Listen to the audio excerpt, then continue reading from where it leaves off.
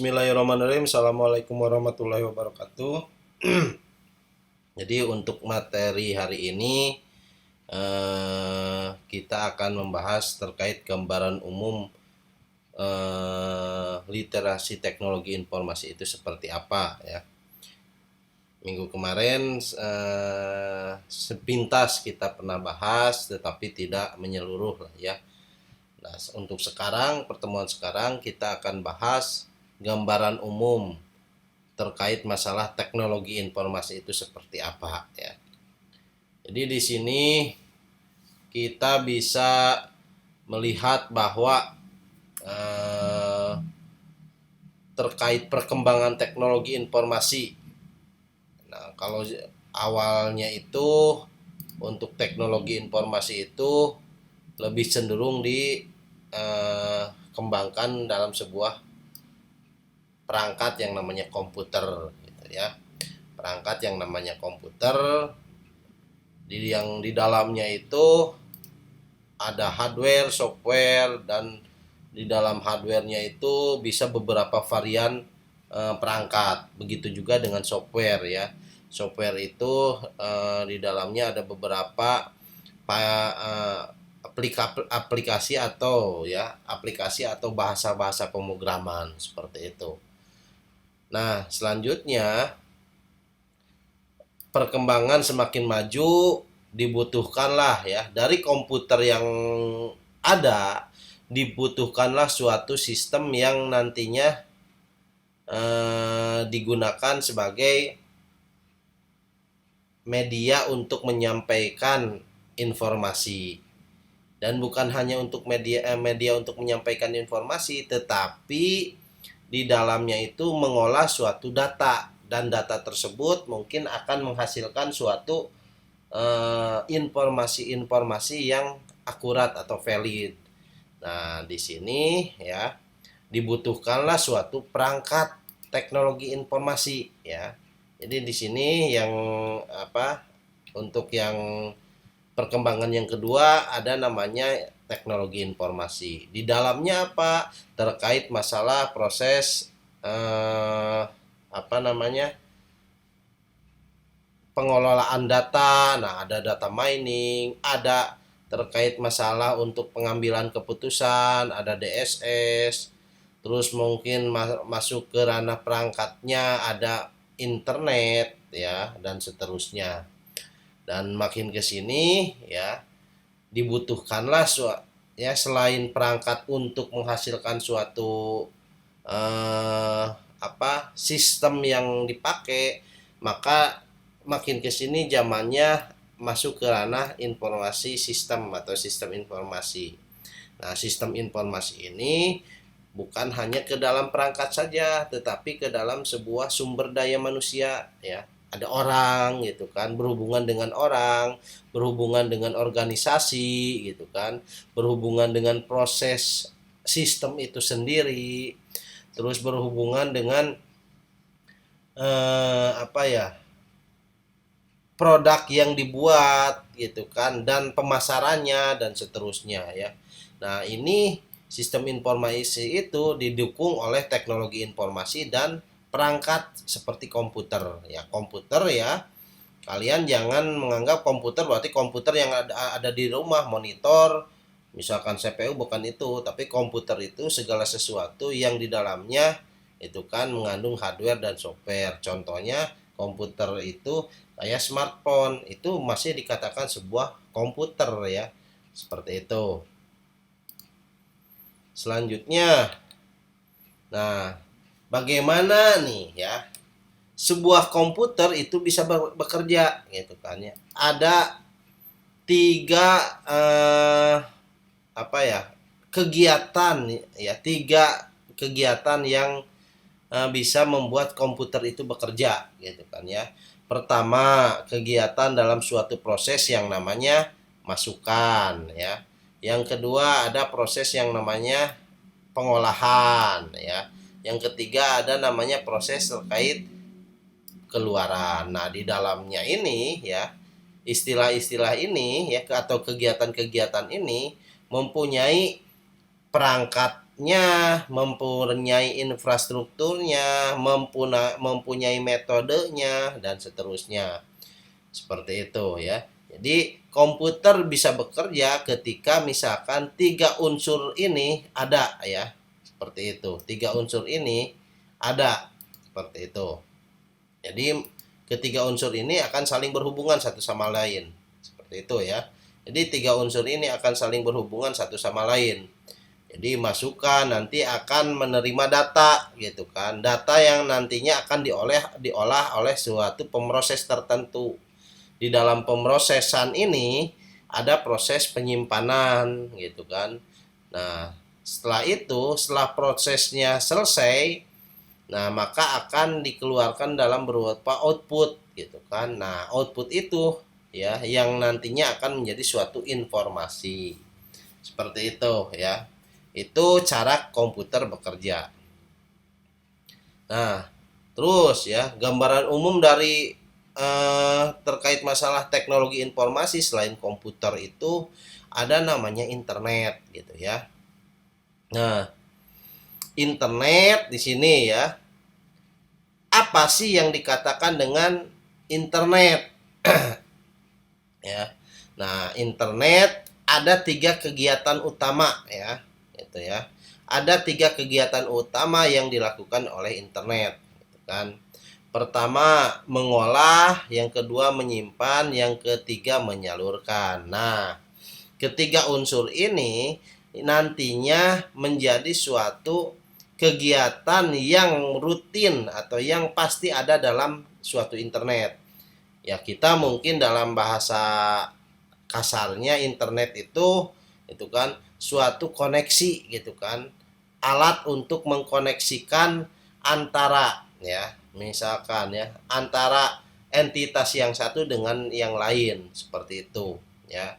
Berarti kan untuk mengkoneksikan perlu dilakukan suatu pengolahan gitu kan.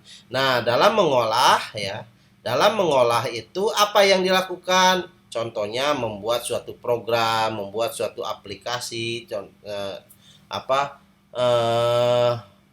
misalkan kalian tugas membuat suatu misalkan aplikasi keuangan gitu kan ya, atau membuat suatu sistem keuangan seperti itu. Nanti hasilnya itu disimpan dalam database gitu kan, disimpan yang nantinya misalkan aplikasi keuangan itu akan dikirim ke misalkan pimpinan. Seperti itu contohnya, akan dikirim ke pimpinan. Nah, bahkan kalau misalkan dikirim ke pimpinan itu kita cukup pakai flash disk, kasih flash disknya ya. Benar seperti itu.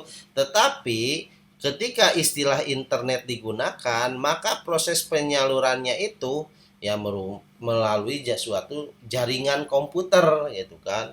Seperti itu. Jadi bukan hanya ya dicolokin flash disk dikasih, bukan. Karena kita ini bahasanya terkait internet.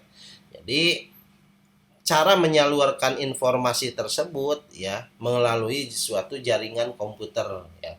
Jaringan komputer yang sifatnya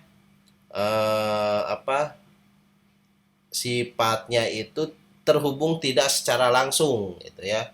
Seperti itu namanya internet. Nah, itu harus kalian pahami ya. Seperti apa sih internet gitu ya? Apa sih komputer? Nah, sebelum masuk ke ranah-ranah pengertian yang lebih mendetailnya, mungkin untuk pengertian detailnya itu akan kita bahas di pertemuan selanjutnya. Kita hanya memberikan suatu gambaran umum gitu kan, seperti apa komputer itu, seperti apa internet itu gitu kan. Nah, ini ada hasil survei terkait masalah penggunaan internet ya. Ada hasil survei terkait masalah penggunaan internet nih gitu ya. Jadi penggunaan internet khususnya di Indonesia ya. Ini untuk survei yang dilakukan di Indonesia. Jadi dari total penduduk Indonesia gitu kan. Dari total penduduk Indonesia yang sekarang ya, bukan sekarang sih, ini hasil survei tahun 2016 itu ya, yang menggunakan internet ya yang menggunakan internet untuk kehidupan sehari-harinya itu sebesar 132 juta ya, seperti itu ya. Nah, di antaranya mungkin dari jenis kelaminnya gitu kan, dari jenis kelamin ini gitu ya. Dari kurang lebih ya rata-ratanya itu eh totalnya itu dari sistem penetrasi ini lebih besar laki-laki ya. Seperti itu. Lebih besar dari laki-laki. Dan mungkin dari kalau dilihat dari pengguna ya antar pulau yang ada di di Indonesia, Pulau Jawa paling besar ya, dominasi penggunaan internetnya sebesar 65%, seperti itu. Jadi Pulau Jawa, terus dari Pulau Jawa kedua yang paling besar itu Sumatera dan seterusnya, seperti itu ya. Masih kan, kenapa Pulau Jawa paling besar? Karena mungkin basis atau pusat-pusat ya, atau kantor-kantor pusat, atau misalkan apa media ya, media untuk penggunaan internetnya ya di Pulau Jawa itu lebih besar. Contoh towernya gitu kan ya, tower-tower di Pulau Jawa itu udah banyak gitu kan, seperti itu ya. Mungkin kalau di luar-luar Pulau Jawa, contoh mungkin yang paling kecil itu di daerah Maluku dan Papua, towernya sedikit, terus mungkin providernya juga sedikit. Kalau di Pulau Jawa itu kan providernya udah banyak ya. Saya kasih contoh, mungkin kalau menggunakan seluler gitu kan, ada Telkomsel dan seterusnya ya, seperti itu.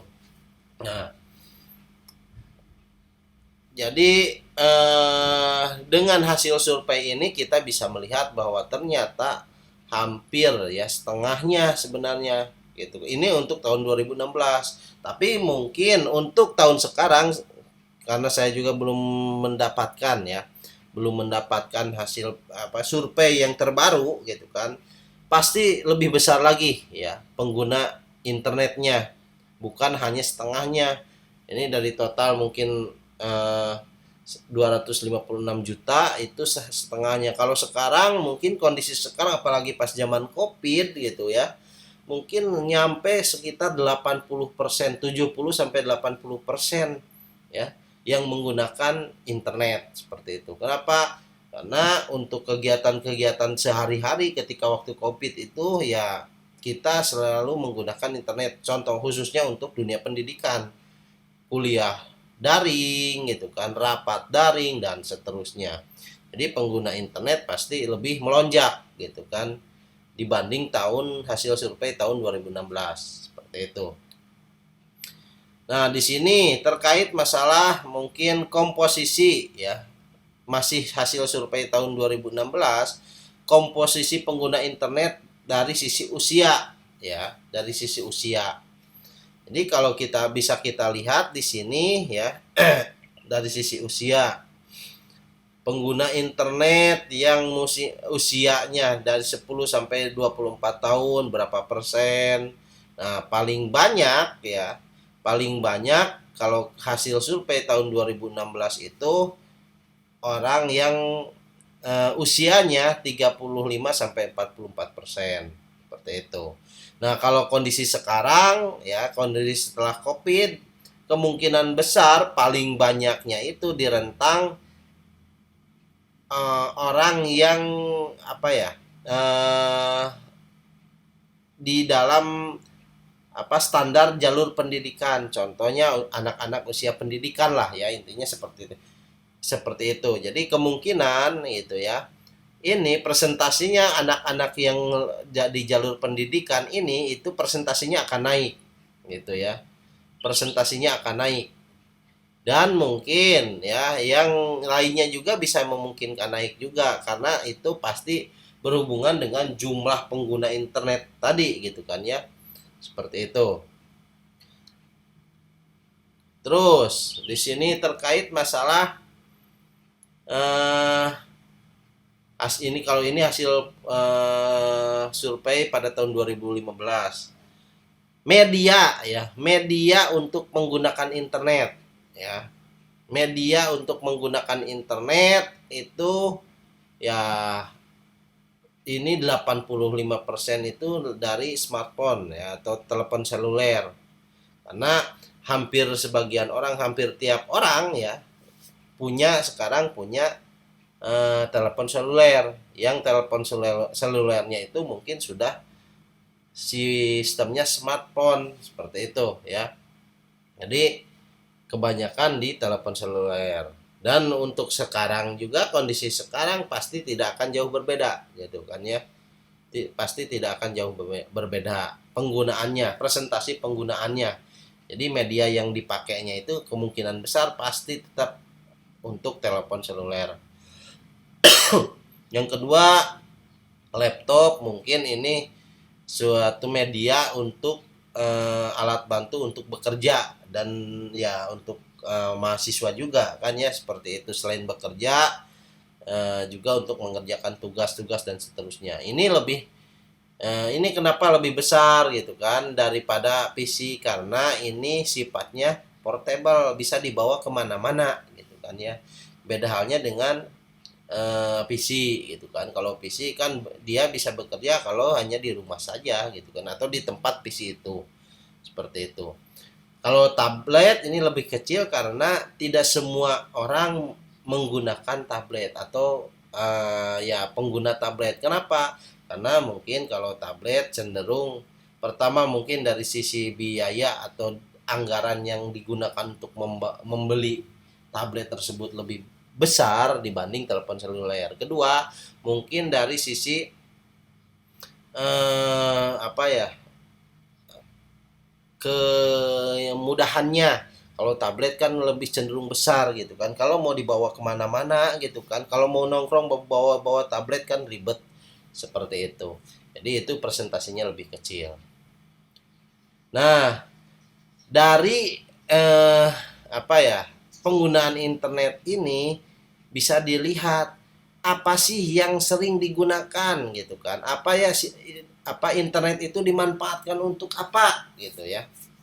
Jadi internet yang ada itu oleh pengguna itu rata-rata dimanfaatkan untuk apa saja. Nah, di sini ada 5 hal utama. Pertama, untuk bersosial media, jelas ya. Itu sosial media untuk kondisi sekarang ya rata-rata pasti udah lebih dominan. Orang atau mahasiswa kalian aja gitu rata-rata ya buka HP gitu kan, buka medsos gitu kan, update status dan seterusnya. Itu suatu hal yang tadinya tabu ya sekarang menjadi seolah-olah kewajiban gitu kan, padahal itu bukan kewajiban ya seperti itu. Terus untuk pesan instan gitu kan, contohnya via WhatsApp atau seterusnya. Untuk penggunaan internet untuk membaca berita atau artikel seperti itu.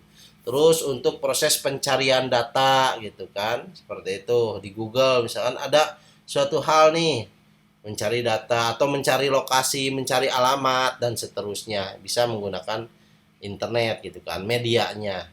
Satu lagi untuk streaming video ya, biasanya kalau streaming video salah satunya mungkin untuk suatu pekerjaan tertentu, contoh streamer gitu kan ya, YouTuber dan seterusnya. Seperti itu ya. Nah, ini terkait masalah akses rumah tangga terhadap internet menurut wilayah. Nah, ini kalau survei, masih menurut survei juga ya, dari sebaran-sebaran apa, akses rumah tangga ya terhadap internet. Di sini bisa kita lihat memang ya kondisinya gitu ya. Untuk kondisinya untuk Pulau Jawa ya itu sangat tinggi gitu kan. Kondisinya Pulau Jawa sangat tinggi. Jadi untuk penggunaan atau akses internet di rumah tangga itu gitu kan. Karena itu tadi ya, berhubungan yang tadi bahwa ya di Pulau Jawa apa ya, medianya itu sudah banyak, eh, towernya, providernya ya sudah banyak seperti itu. Terus, nah ini terkait masalah penggunaan internet di lingkungan instansi pemerintahan itu kan ya. Di instansi pemerintahan di sini dari jumlah instansi ya yang mungkin di hasil surveinya itu ya, hasil survei nih gitu kan, 723. Nah, pengguna internet di lingkungan PNS sekitar 4,57 juta ya. Terus penggunaan telepon seluler di tangan PNS ya. Ini hasil banyak ya. Hasil survei berdasarkan kategori-kategori tertentu. Terus di sini nah terkait masalah resiko ya, khususnya terkait resiko dari sisi keamanan ya. Jadi ada apa, manfaat yang dirasa oleh internet, ada juga resiko gitu kan. Contoh pengguna HP banyak yang diretas gitu kan ya, data-datanya. Nah ini ada survei-surveinya ya, hasil dari tim cyber, banyak yang diretas gitu kan. Terus mungkin kehilangan data, bahkan mungkin bisa dimanfaatkan oleh oleh pihak tertentu untuk dilakukan penipuan gitu kan, seperti itu. Contoh, ada WhatsApp dari nomor tadi kenal, memberikan iming-iming dapat hadiah ya sebesar ini dan seterusnya. Nah contoh-contoh resiko keamanannya seperti itu ya. Terus di sini terkait masalah dimensi teknologi informasi dan komunikasi ya. Jadi dimulai dari era zaman dulu ya, yang komputer dulu itu sebesar lapangan sepak bola ya, lapangan sepak bola resmi zaman dulu ya, disebut zamannya itu early information automation. Sebenarnya komputer itu ada di sebelum tahun 1950 juga ya, tetapi ini mungkin lebih dipersempit seperti itu. Jadi ketika zaman pada tahun 150 itu kategorinya terkait masalah early information automation. Ketika masuk ke era 60-an, masuk ke istilahnya itu data processing era ya. Itu. Jadi pemrosesan data lebih cenderung si komputer atau dan si internet, pokoknya si perangkat teknologi informasi tersebut cenderung untuk proses pengolahan data. Terus pada era 1970 sampai 1980-an itu mainframe era ya. Seperti itu. Jadi mainframe di sini lebih luas, bukan hanya pemrosesan data saja gitu kan ya. Tapi ke ranah-ranah untuk contohnya penggunaan teknologi informasi itu untuk penggunaan di lingkungan militer, pesawat misalnya, contoh menerapkan teknologi informasi pada pesawat militer gitu kan dan seterusnya. Nah, masuk ke era 80 ke 90 itu di sini ya eranya mikro era ya. Artinya si perangkat-perangkat pendukung tersebut yang tadinya mungkin pada besar-besar, dibuatlah suatu perangkat yang lebih simpel, lebih kecil, tetapi manfaatnya sama atau bisa lebih, seperti itu. Itu ya. Terus pada era 90 sampai 95 sudah sistemnya client server gitu kan. Jadi ada dua sistem nantinya ya. Yang satu fungsinya untuk penyimpanan data dan pengolahan secara terpusat, yang satu untuk mengakses data. Pada zaman atau pada era 95 sampai 2000 itu era network dan internet ya. Sudah terhubung ke jaringan internet. Pada 2000-an sampai sekarang mungkin ya, untuk kondisi sekarang itu sudah masuk ke wireless mobile era. Jadi segala sesuatu kan kayak di handphone ya sudah berbasis mobile itu ya. Internetnya itu sudah berbasis mobile, bisa dibaca bawa kemana-mana, contoh di smartphone seperti itu. Nah, ini sebuah contoh dunia piranti lunak ya. Ada software itu, ada contoh sistem operasi gitu kan, Windows dan seterusnya. Ada bahasa pemrograman, ada aplikasi contoh misalkan Microsoft Word, Excel misalkan ya, dan seterusnya. Kalau dunia perangkat keras ya, ya, ada smartphone gitu kan, ada ini sebagai contohnya smartphone, ada kacamata pintar dan seterusnya ya. Untuk jaringan ya, jaringan kita sudah masuk atau mengenal ke dalam, untuk kondisi sekarang ya, ada IPv6 versi 6 ya, internet protokol ya. Jadi untuk koneksi internet ya, itu kita harus menggunakan IP ya, IP gitu kan, internet protokolnya IP public, dan ada IP public gitu kan, ada IP khusus untuk smartphone, untuk perangkat tertentu gitu kan, ada dan seterusnya, ada dynamic dan seterusnya ya. Nah, IP ini fungsinya sebagai alamat ya, alamat dari perangkat atau device tertentu. Sekarang sudah masuk ke versi 6. Terus di sini terkait masalah arsitektur enterprise ya, yang kondisi zaman sekarang kan, zaman tahun 2000-an ke sini kan sudah masuk ke levelnya itu apa, client server dari tahun berapa tadi, 1990-an kan ya. Ntar saya cek lagi. Nah, client server dari ya 90-an ke sini kan sudah kategorinya client server gitu kan, diakses gitu kan. Diakses ada dua sistem, satu sistem server, satu sistem client. Server dia itu mengolah segala sesuatu gitu kan. Proses penyimpanannya ada di server dan seterusnya. Klien hanya melakukan akses data saja seperti itu. Di sini untuk teknologi intranet ya, teknologi internet ya, web, contohnya website ya, web 1.2, 1.0, 2.0 dan seterusnya. Sekarang sudah masuk ke web versi 3.3 3.5 ya, seperti itu. Untuk kondisi sekarang, kalau web 2.0 itu tahun 2000 sampai tahun 2020-an lah ya. Seperti itu. Jadi 3.0 ya, 3.3 sekarang ya, 3.3 itu sudah mulai berjalan. Mungkin kedepannya, nah ini ada gambaran umum web 4.0 dari 20 sampai 2030. Nah, lagi dikembangkan sekarang. Terus target pada tahun 2022 ya sekarang ya, padahal kan sedang berjalan ya, sedang berjalan, bahwa targetnya itu teknologi yang masih dalam kandungan. Artinya gini, jadi suatu teknologi yang ingin diharapkan ya, yang ingin diharapkan muncul gitu kan, tetapi masih dalam bayang-bayang atau masih dalam bentuk prototype seperti itu.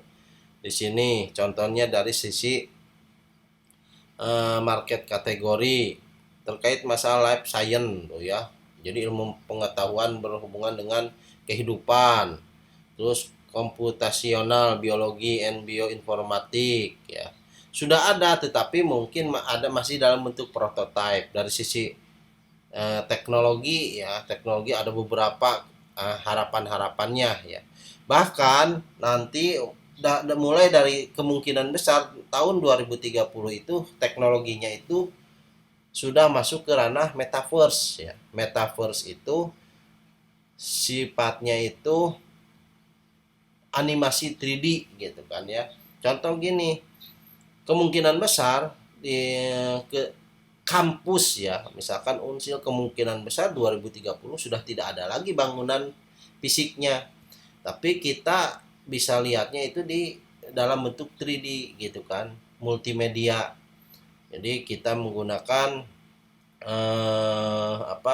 perangkat tertentu gitu kan ya, contoh pakai kacamata khusus untuk melihat dunia ya, dunia eh, nyata yang dimasukkan ke dalam dunia vision seperti itu tuh ya. Jadi kedepannya kita sudah mulai masuk ke metaverse ya 2030 ke depan. Nah ini ya terkait masalah penggunaan internet ya, cenderungnya itu untuk kegiatan hal negatif seperti apa? Contoh cyberbullying ya. Jadi ada proses ya bully ya dalam digital gitu kan. Contoh kekerasan verbal. Misalkan menjelekkan seorang dalam bentuk fisik, misalkan di medsos dan seterusnya kan gitu ya. Terus ada cyber fraud ya, ya intinya informasi hoax seperti itu. Terus penipuan dalam bentuk transaksi. Terus hal negatifnya, contoh internetnya digunakan untuk mengakses video-video porno dan ada lagi untuk cyber gambling, satu lagi untuk cyber stalking ya. Ada stalking ya, penculikan. Itu contohnya penculikan anak dalam bentuk via media sosial dan seterusnya.